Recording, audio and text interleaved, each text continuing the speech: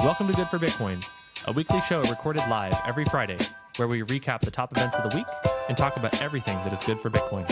If it's built on Bitcoin, then it's good for Bitcoin. Let's get started.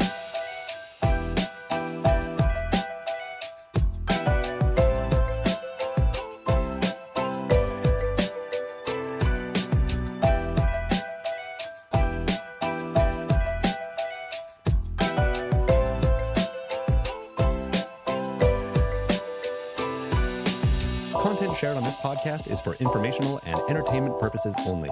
It does not constitute financial, investment, or legal advice. The views and opinions expressed are those of the host and guests and do not reflect the official policy or position of any other agency, organization, or company. We encourage you to conduct your own research and consult with a qualified professional before making any financial decisions.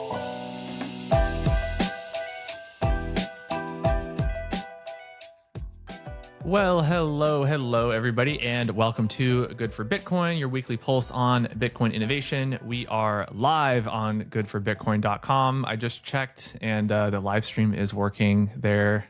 It's really cool how it detects when we're live and it updates and starts live streaming there. It's so easy to just send people to the website instead. I love it. Yeah. Yeah, so we're broadcasting on all the different places. Bitcoin's at around 65 or 6K. Crypto Fear and Greed Index says that we're at extreme fear. But for us, that means that it's the best time to be building on Bitcoin. And I think I'm going to be saying that every show for a while from the sounds of it. But yeah, Kate, how was your week? It was a good week. Felt like busier on the Bitcoin side of things, more so than over on the stack side of things, which is nice. But it seems like there's just so much infrastructure launching all the time around Bitcoin. And I kind of felt that this week, even here in Canada this week, there's some exchanges that are launching no spreads on Bitcoin buys, stuff like this. So I don't know. It just kind of seems like there's this slow momentum, maybe not slow, but just this momentum building on Bitcoin. How was your week? It was good, staying busy with everything, having some pretty cool conversations with folks. You're slightly robotic, by the way.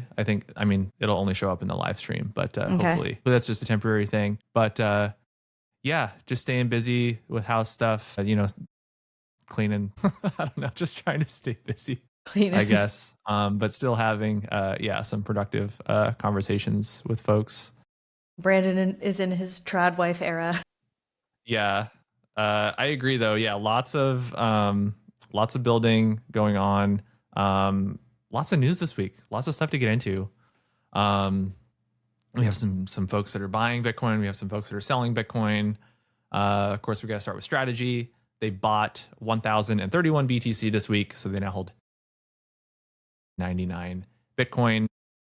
There's also this tweet from Strategy CEO Fong Li, which I thought was interesting.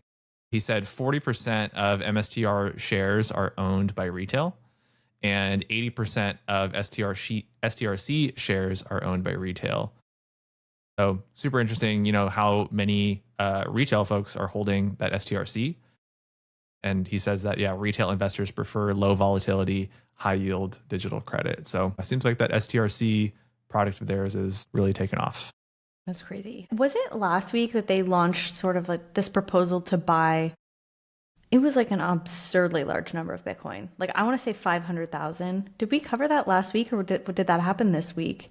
I can't remember. That may have been this week, I think. Okay. Yeah, I think they outlined some new proposal. It seems like they're coming out with proposals to buy more Bitcoin every week. So it does kind of get blurred a little bit. Insert number and ship it. Yeah, sure. I'm sure you will, Michael Saylor. Yeah, go ahead. And then we have Mara Holdings. They sold 15,133 Bitcoin, so which brings them down to just over 38,000. This sell dropped them into third place, moving Jack Mallers 21 into second. Do you know why they sold? Big chunk. And I think, wasn't it last week that Strategy bought around 15,000? So it's just they bought all of what Marathon sold. Just interesting. Yeah, we also had Capital B getting on the board. They bought 44 BTC. They now hold 2,888. And this was their largest buy since September. So Capital B buying the dip a little bit. But that's pretty much it. Not a lot of activity on the public company side this week. But we have some big news to get into. So let's get into probably the most exciting one of the week, I would say.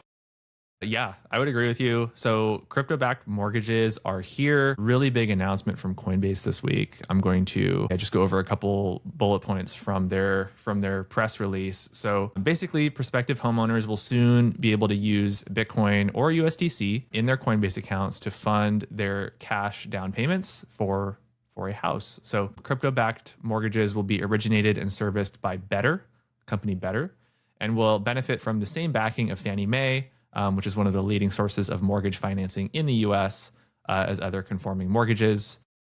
They also have this like special bonus for Coinbase One members, which is like their paid like monthly plan. If you're approved for a loan, Coinbase One members get an additional rebate worth 1% of the mortgage value, capped at $10,000 to cover closing costs and fees. And this is a first for the industry. So basically how the process works is you get 2 loans at closing. Technically, the first is sort of a standard kind of mortgage from Fannie Mae. The second is used to fund your actual cash down payment and is secured by the crypto that you pledge. And instead of putting cash down, you're pledging your BTC or your USDC, and that is sort of being held and locked by Coinbase. And both loans, even though they're 2 different loans, they both like kind of share the same interest rate and have the same terms. So you only kind of have to manage one combined monthly payment. And it's pretty standard mortgage rates, 15-year and 30-year fixed mortgage options that are available. So super interesting just to see, again, this blending of crypto and TradFi together. For sure. So I feel like your mortgages work obviously a little bit differently in the US than they do in Canada. But is this something like looking back on, when you were purchasing your home, like that you would do? Like, is this because that's always been the biggest thing is like people are, I feel like still hesitant to like put their Bitcoin at risk with the volatility and stuff. But like looking at this structure, you were like, yeah, I would do this. It wouldn't have applied in my specific case because I was having to refinance the mortgage from my dad who had a reverse mortgage on his house. Yeah. So I didn't have to put a down payment down. I just had to like refinance. But yeah, if I had to put like a down payment down of usually it's like 10%. Or like 15%. So like, it would be well over $100,000, in this area. It probably would have been something that I would have looked into. But it's interesting though, because like, even though I didn't have to, I didn't have to kind of go through that process I went through Rocket Mortgage is like the company that I went through last year. I did like ask them like if they did take like crypto as like, I don't know, collateral or whatever when they were like evaluating things. Mm-hmm. And they said yes. So I don't know how that was structured versus like how something like this is structured. Coinbase is claiming that this is like the first of its kind. So I'm not too sure about that. It does seem like even though like Rocket Mortgage said, yes, you could do this does from Coinbase feel kind of like the first like real application of this. Yeah. I feel like even on the timeline, like even Bitcoin maxis seem to be kind of excited about this one or like less skeptical than like, I don't know, announcements in the past. So yeah, I mean, this is like a mortgage and like owning a home and, financing a home is about as centralized as it gets. So I don't know how you could like further decentralize this, I guess. So, but it's curious that like Bitcoin maxis would be like super, excited about something like this because it does mean that you have, Coinbase has to be holding your Bitcoin as collateral and not you. I don't think there's like a self-custody option here. We are not there yet. The infrastructure has not been developed yet. Definitely not.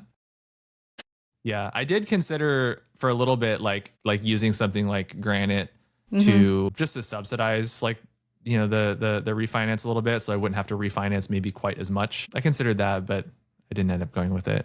But super interesting. But yeah, seems like it's something that's going to be available, I think, pretty soon. So if you're looking to buy a house in the US, I guess something to consider. We've been updating, I think, feels like every week, things on the Clarity Act. So we had some small updates, I guess, this week. More reporting from Eleanor Terrett, who's been really staying close on this story. Basically, in her tweet, she said that this new proposal, I guess, that came out on Monday, kind of like a draft proposal, updates to the bill, would prohibit platforms from offering yield quote, directly or indirectly for holding a stablecoin or in a manner that resembles a bank deposit. So basically it's the same story, right? They're trying to shut down essentially paying interest on stablecoins or, workarounds for doing that. This restriction would apply broadly to digital asset service providers like exchanges and brokers and stuff. So Coinbase, and their affiliates to limit workarounds.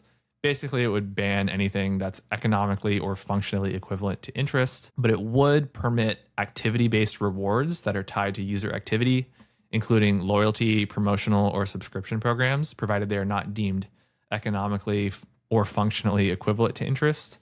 So I don't know. It's like they're giving companies like Coinbase maybe a little bit of leeway with saying, oh yeah, you can do activity-based rewards, but in practice, what does that actually look like? Yeah. If, it can't be functionally equivalent, to interest. So Coinbase told Senate offices this week that it could not support the latest version of this quote unquote compromise of stablecoin yield. They voiced concerns, during a Monday meeting over the latest compromise, which, bans passive stablecoin yield while allowing activity-based rewards. And apparently, I guess, the resistance is a little less severe than when Brian Armstrong originally came out. I think it was a month or two ago, saying that no bill was better than this bill. But talks are just kind of still continuing. But Senator Moreno, I guess, has warned that the bill pretty much will stall indefinitely if it doesn't get passed by May. So we're getting pretty close to this deadline of this needing to get passed, or it's just going to get held up with, elections and everything like that going on. Yeah. Yeah, I honestly don't know which way it'll go. We need to look at the prediction markets for this, I think. But I mean, it is pretty vague, right? I think that sometimes can be a good thing if it's almost it doesn't satisfy anybody in a bill. So if crypto can still reward based on activity loopholes, but banks are still kind of getting their reassurance that this isn't just going to become deposit accounts for people. That kind of seems like the win-win, but I don't know. The vagueness is, a smart platform would still be able to work around, the incentives around activity and stuff like that maybe, but I don't know. What did the prediction market say? Have you looked? I just pulled it up right now. There's still a 59% chance that it gets signed into law in 2026. It's been pretty steady this week. It's gone down, but it was at around 70% at the beginning of this week. Mm-hmm. And yesterday it dropped all the way down to less than 50. It dropped down to 47%. And then it kind of went back up and now it's around 60%. So it has gone down, but it's not zero. I don't know. I guess we'll see. It should probably be signed into law in 2026. That's still quite a long ways away, but yeah, it does make sense that, if it doesn't happen, I guess in the next month or so, you have the primaries coming up and everything like that. That's going to change the dynamics quite a bit. So we'll have to see what happens. Okay, let's get into the next one. I saw this one, thought it was very relevant because we talk a lot about AI on here. The Bitcoin mining difficulty rate dropped 8%. I think this was the second largest drop of the year, and mining just hit its worst profitability crisis in over 2 years. So basically what this looks like is the cost to mine one Bitcoin right now is just under, and as you mentioned at the beginning of the show, the current price of Bitcoin is at what, 66,000? Yeah. So the math does not work on that. So yeah, every time miners are mining their blocks, they're losing money. And I think it's 20% of the global mining fleet is operating under negative margins right now, which means they need to be selling their Bitcoin if they want to be paying their electricity bills. So that is not a profitable business. So last time that basically, so the mining rate will drop when miners shut down, hash rate falls. And I think the last time it happened like this was in 2022. This was post-Luna collapse. But this time, it seems like a lot of miners are starting to pivot towards AI. So, as we know, data centers are experiencing GPU shortage. They have huge power demands, and that's exactly what mining operations already have. You know, they have cheap power, they have industrial cooling, data center infrastructure, they can run 24/7. So this is kind of becoming an option for them to have more stable, predictable revenue compared to Bitcoin, which can be quite volatile. So I don't know. I can see like there's probably going to be a pivot of miners maybe going full-time AI, but maybe also doing both. I mean, like I've saw some reports saying that they think like some will be basically subsidized mostly by like 70% by supporting AI infrastructure and maybe 30% by mining Bitcoin. But I could see this being like a real sort of pivot for a lot of miners that are losing money right now. Yeah, this is super interesting. You mentioned 2022. Was I at the time? I think I was working at BlockFi at the time. And I remember BlockFi had like a lot of Bitcoin mining customers, and they would like take out loans against their like mining equipment. Yep. And I remember during that time, like miners were just like really feeling a lot of pain, and there was a lot of problems at that time. But this is how Bitcoin has operated. You know, every halving, the rewards get cut in half, and miners need to further optimize their setups, and you know, technology improves, and maybe power generation, you know, sources maybe come online that are a little bit more like energy efficient, and miners are able to keep up. But yeah, certainly right now, not profitable to mine. And that's why we're probably seeing folks like Mara selling 15,000 Bitcoin to cover some of that. But yeah, I mean, that's certainly, if miners are sort of also becoming forced sellers, that's definitely not good for the price. So we'll, I guess, have to see what happens with the price there. But it does feel like, you know, at the beginning of the year, everyone was so bullish, right? And everyone was talking about how like Bitcoin, this was just like a little speed bump, and Bitcoin was going to go back up, and we were going to be at all-time highs by the end of this year. I don't feel like I'm hearing anybody say that anymore. Like everybody is, bleak, and this is just how it is. You know, the 4-year cycle, I think, is still here, as I've said many times on this show. And I don't think that's changing. But it's just like this is the time of the cycle that we find ourselves in. Is Bitcoin is just hard to hold for some of these miners and institutional folks and whales, I guess, too, that have just been dumping on us continuously for, you know, months. Winter has come. I've been watching a lot of Game of Thrones. Have recently. You're rewatching it? Yeah, or is it the new ones? No, I haven't watched the new ones. I don't know if I ever will, honestly. Yeah. I haven't heard a price prediction in a very long time either. That's very true. Yeah, I mean, it's probably, what are we at, 6K now? It's probably 66K at the end of the year. That's your very unexciting price prediction. It's going to be flat for the entire year.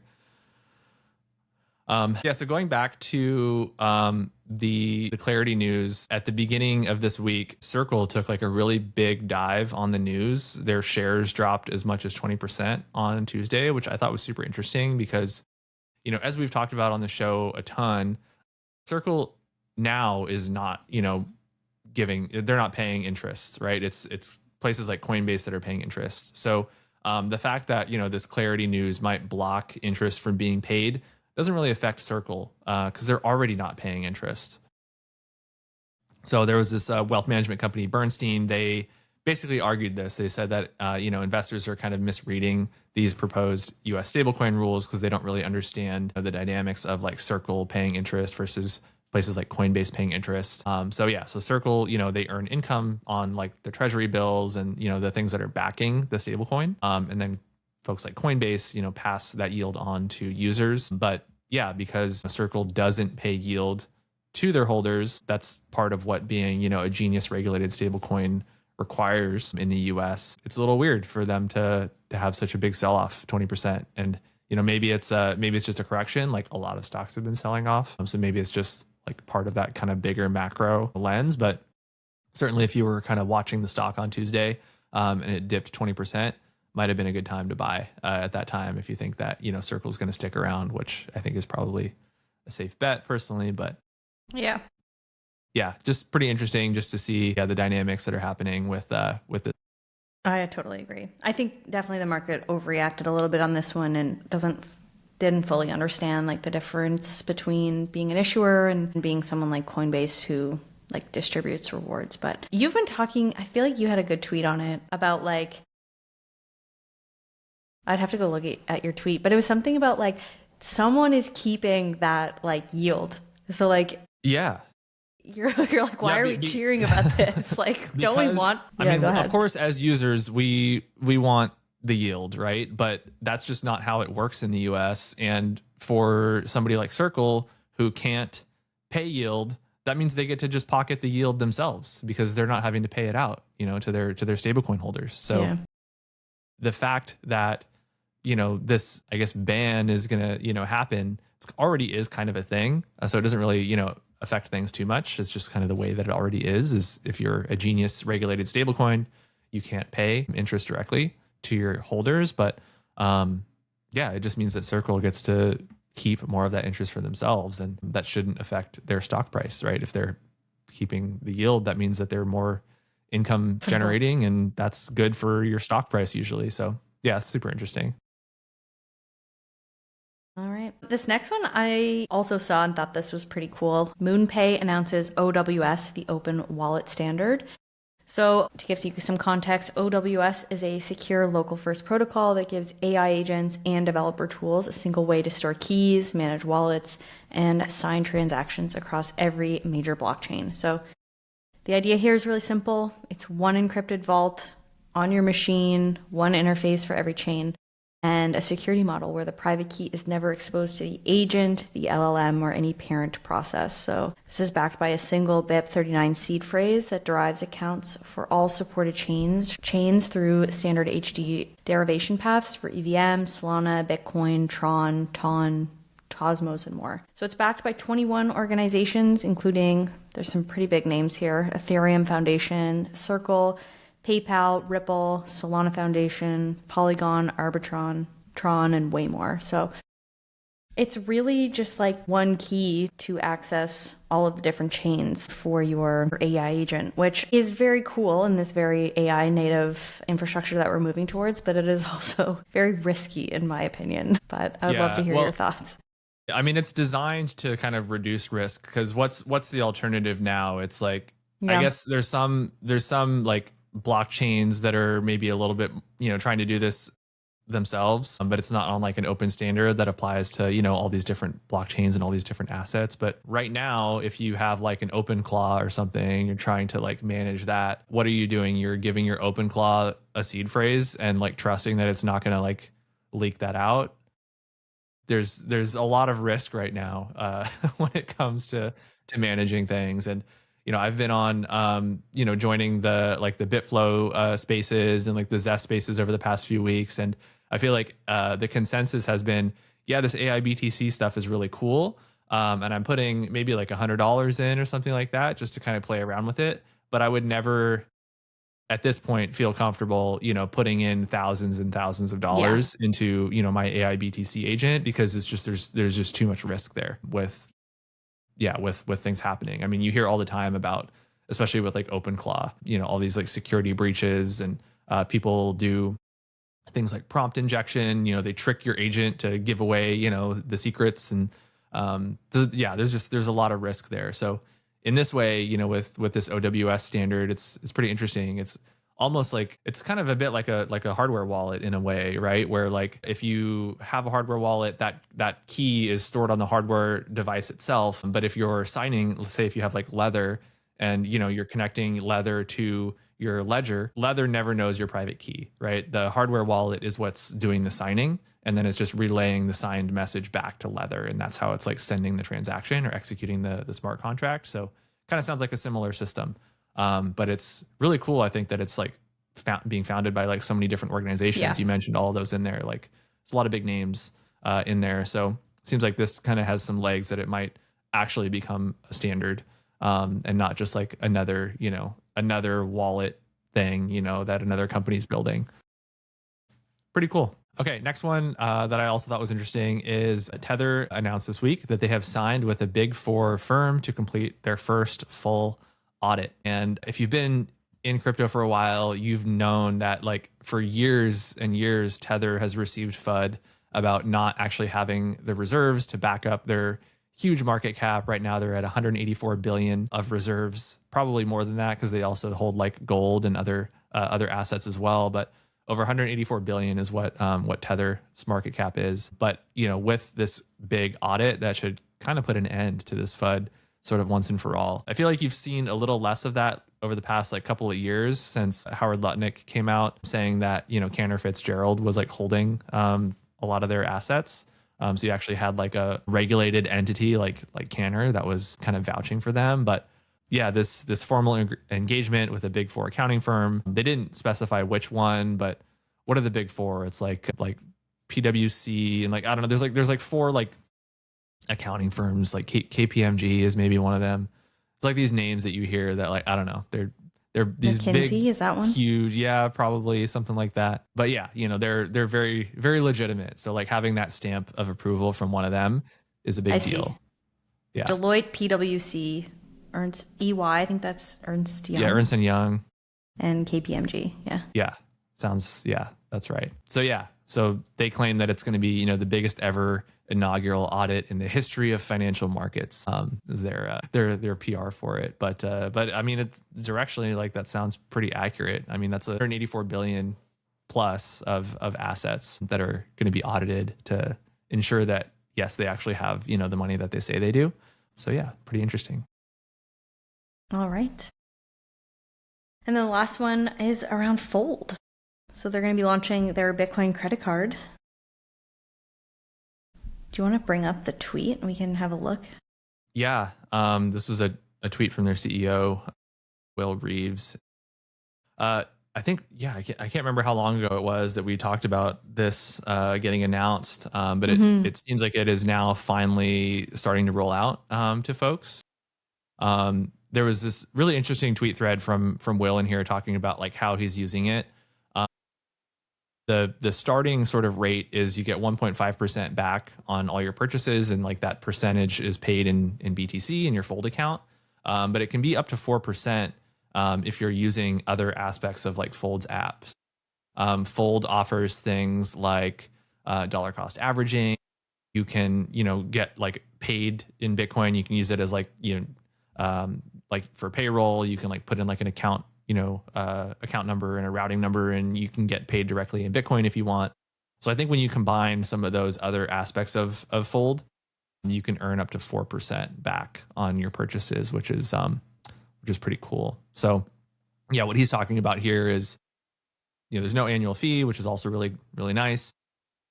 But basically how it works is he's basically converting all of his paycheck into Bitcoin in his Fold account.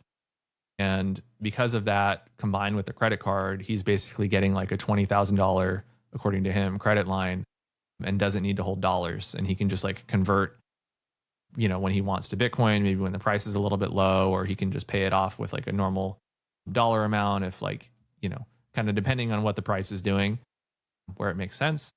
So kind of an interesting strategy that he kind of outlined in here. I'll try to include the link to this in our show notes. But yeah, he says that he's in the 3% rewards tier.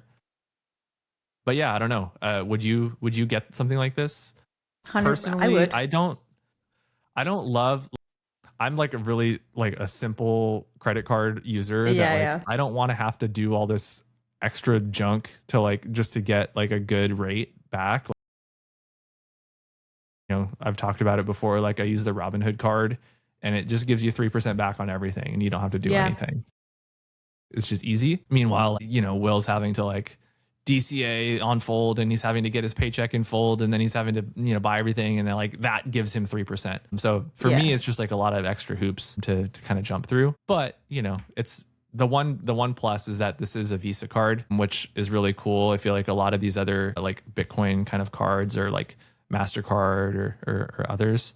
So it's cool that it's Visa. It's just like accepted anywhere globally. But yeah, I don't know if I'm going to convert to this or not. I think I'm happy with my Robinhood card still. Yeah. And you have a good setup with like River and stuff too, right? Like it is kind of like a big, if you have like a DCA Bitcoin flow set up already, it is kind of annoying to set something up somewhere else. So I think it makes a lot of, I'm sure like Fold users are very excited about this because this is like just amazing, you know, benefits added to what they're already kind of doing. But yeah, setting up like a sort of whole new flow is kind of, it does create friction, especially like if you can just get cash back at like the same rate somewhere else. But I would do it. I don't know. I've always kind of liked Fold. Like I just kind of like, you know, they've been all in on Bitcoin for a very long time, I guess, in this industry. Like I would trust them. Yeah. Heavy metal card. Yeah, I'm in. Yeah, I certainly would trust Fold. It's not like a trust thing for me at all. And yeah, they're definitely like a pretty OG Bitcoin company at this point. Yeah. You know, they've had their debit card for years, and now they're finally like rolling out the credit card, which is really cool for them. Mm-hmm. So yeah, go check out Fold if that interests you. I guess maybe US only, probably, unfortunately. Yeah. But do you have any Bitcoin credit cards available to you or any companies? I don't think so. Like the company that I used to work for, ShakePay, has like a prepaid Visa card that gives you cash back, and like they kind of have like a similar structure, but it's not a full credit card. Like you have to fund it and there has to be funds in there. But there is also like there's a company called Wealthsimple, and I think that they're starting to build out more like Bitcoin crypto focused products. But like some of them, I feel like I mentioned, both of them announced like 0% spread if you're buying Bitcoin on their platforms, but there's like also like you have to like a deposit, like a weekly, like you have to have your paycheck deposited or something like that. Like there are kind of like similar hoops that you have to jump through, but we don't have like such a clean like credit card setup yet. Yeah, I don't think. Yeah, hopefully soon. All these Canadian companies gotta get with it, or we can have some expansion. Fold's gotta go north. I thought you meant like Canada just gotta join the US. Oh yeah, or that, 51st state, right? All right.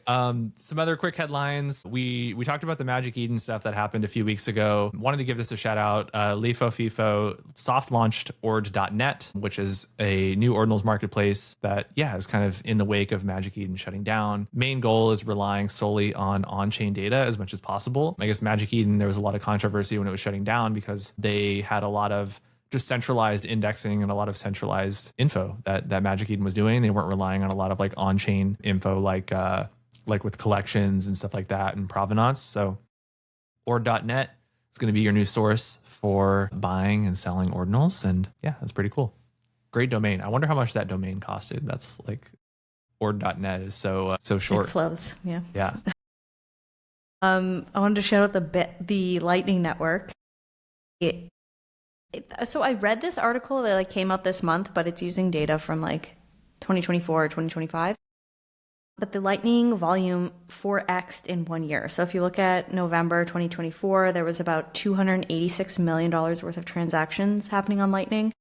In November, it surpassed 1 billion monthly. And it seems like we're still kind of hanging out there now in 2026. So a lot of mainstream adoption. And it seems like the transaction sizes are quite large as well. I think the average transaction is around $223. So it's not just like tiny little micro payments. Obviously, we've talked about on the show, there's been some like real merchant adoption and Stripe integrating like Lightning payments and stuff like that. So, I mean, it's cool to see like the price is tanking, but like infrastructure is still growing and people are still adopting it.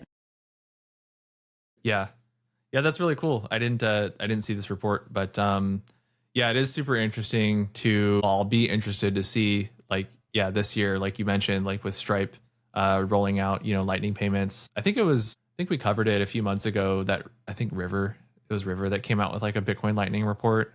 Maybe that was more than a few months ago. It all kind of, blends together a little bit, but it'd be super interesting to see next November, I guess, what the numbers are at.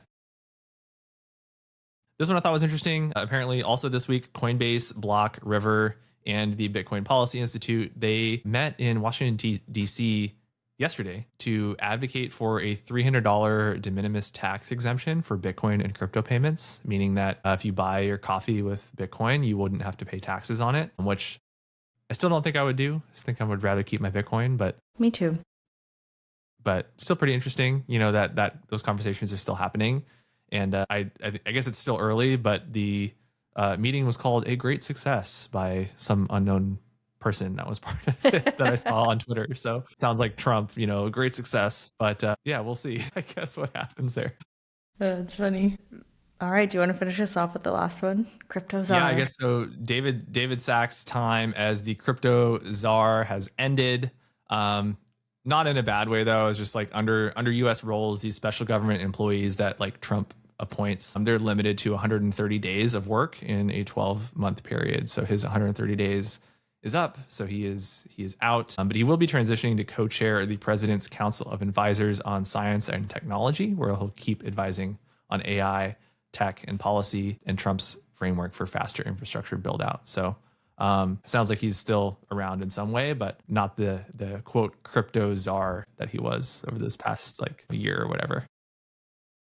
I feel like he did a good job as crypto czar. I mean, if you ask me like what's one accomplishment, I would not be able to tell you, but like he seemed to have like, I don't know, some good insight or some good sway on things.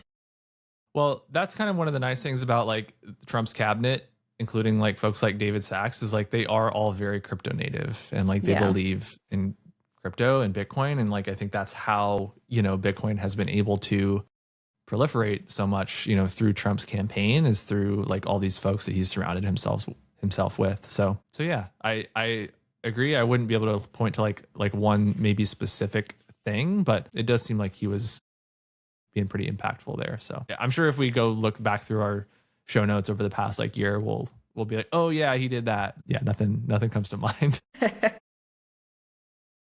Okay, I think that wraps it up for the week. Long show, lots of stuff to go over, lots of news, lots of building happening. Yeah, anything else?